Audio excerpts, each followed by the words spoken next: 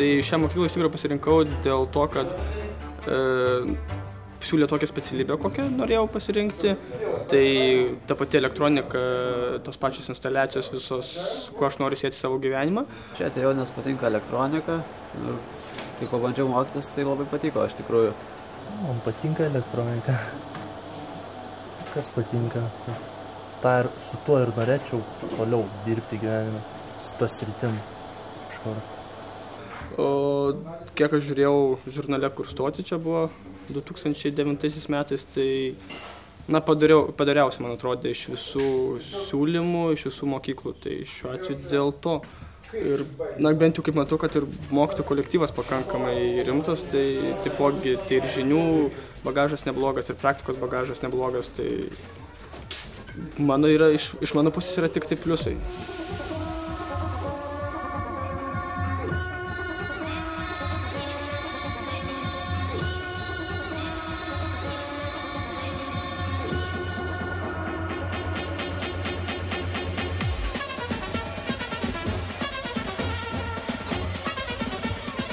Kas liečia mūsų rengiamų specialybių, tai mes turim visą krūvą tų specialybių. Mūsų energetikos ir mechatronikos skyriuje tai yra daugiausiai populiarios yra automatinių sistemų mechatronikai, tai yra šiuolaikiniai mechanikai, energetikai, plus informacinės technologijos, nes mechatronika tai yra gan sudėtingas mokslas, ir energetinių sistemų elektronikai. Ir labai didelis dėmesys skiriamas socialiniams kompetencijoms.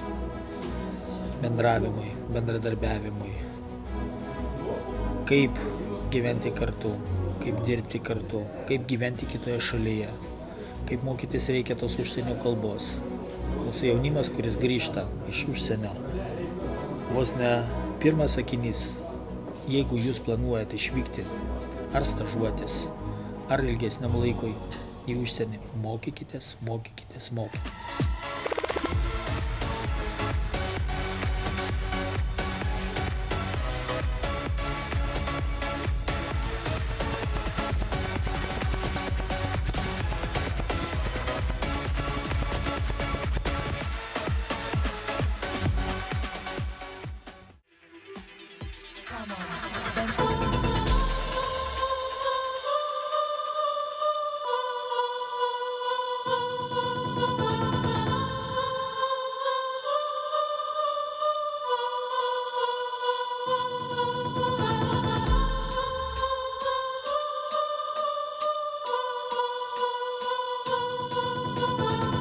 Vilniaus technologijų ir verslo profesinio mokymo centras, įkurtas apjungiant 4 profesinės mokyklas 2004 metais Liepos 1 dieną.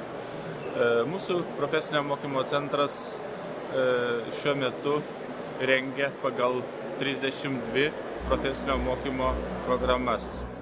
Žiūrėkit, robotai apsupo mūsų visur.